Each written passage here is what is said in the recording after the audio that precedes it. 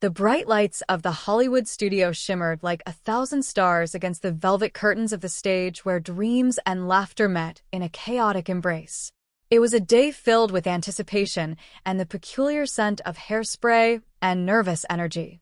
Our first guest of the afternoon, a brave soul named Lee, almost did not make it to the spotlight because he was struggling with a truly terrible cold. We had kindly suggested that he take some cold pills to find some relief, but in a moment of pure comedy, the poor man found that the pills kept falling out of his nose instead of helping his ailment. Nevertheless, the crowd erupted in cheers as we welcomed Lee to the center of the floor. "Jamie, you rascal, why did you have to do that thing?" It turned out that Lee was wearing one of Jamie's very own outfits, a rather skimpy garment that left very little to the imagination. Every single day on this old show, we witness an outrageous act that defies logic, and I am absolutely sure there will be many more to come. By the time Friday rolls around, we will be ready to give away a $30 sock and a very big check to the person who performs the most outrageous act of the entire week. I invite everyone to watch closely and see if you can spot the winner among us today. Now, it was time to meet our cute little celebrities who grace the panel with their presence and wit.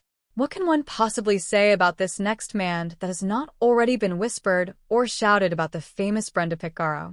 Ladies and gentlemen, please give a warm welcome to the man who is quite long of snooze, the incomparable Jamie Farr. And there she sits, folks, the lady who has caused a significant portion of the population to accidentally hurt themselves while singing in the shower. She was joined by the only person on record to ever be rejected by his own analysts, the wonderful and unpredictable Louis Nye. Let us make him feel right at home with our applause. Beside him sat one of the finest performers that has ever graced our stage, a true artist in every sense of the word. Ladies and gentlemen, the talented Johnny Fiore was in the house. Jamie Farr looked over and remarked that there was a girl who had captured his heart, a soul who was always present in his thoughts.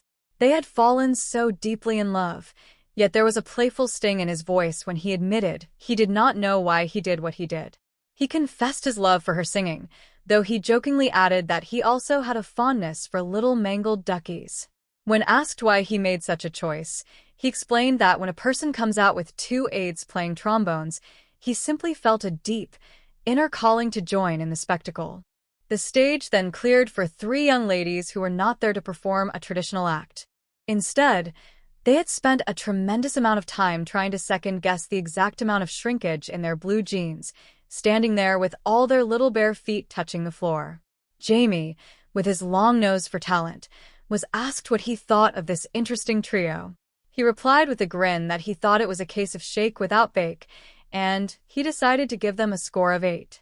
One of the other performers mentioned having a belly full of these actors, having seen the two mommies, the mommy-type tom-toms, and even the little baby teeny tiny tom-toms.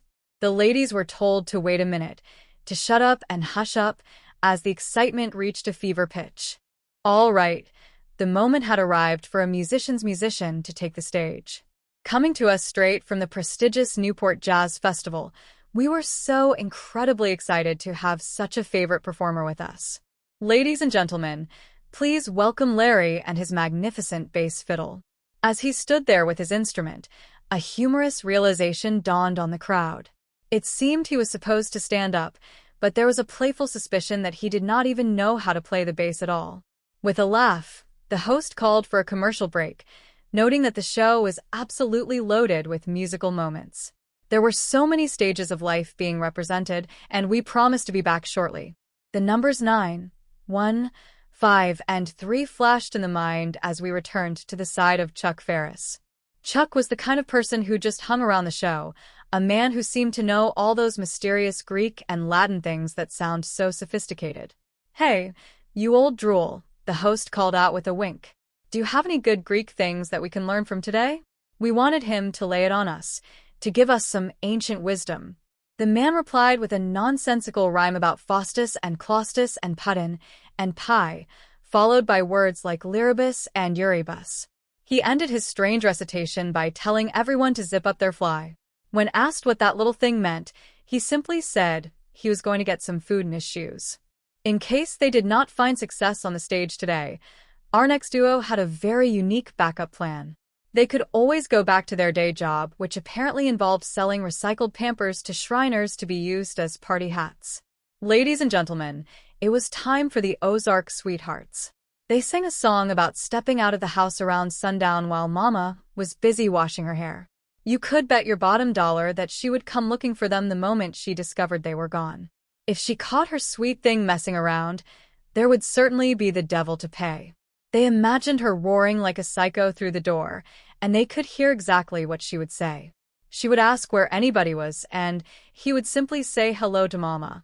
He called her his sweet thing, knowing she must have been the one catching him around. If his sweet thing was out talking and catching around, he might just find himself in a sandbox, and life would be too bad. "Wait a minute, honey," the lady asked. "Do I look like a real Rosie?" He agreed that she certainly did.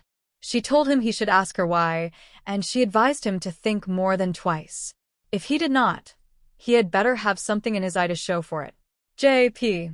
Morgan was then asked for an opinion on the old sweethearts, and the response was simply country. It was suspected that everyone out there with their fried chicken was enjoying the show, making it feel like a whole chicken experience.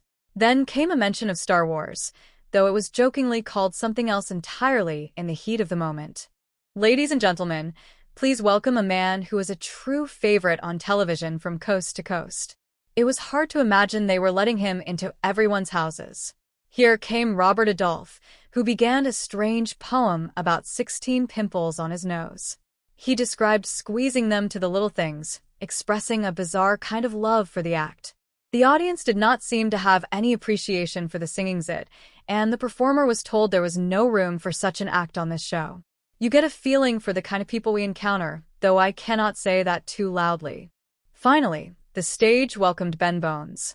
He seemed to understand the rhythm of the room as he went next to the cap and went out to get the band.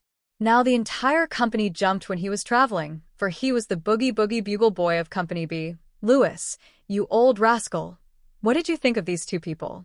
Louis remarked that it was always nice to meet young folks who tried so hard, even if they had all kinds of freckies on their faces. He decided to lay on a fine score, giving them an 8, followed by another 8, and finally a 9 to round out the afternoon of joy and laughter.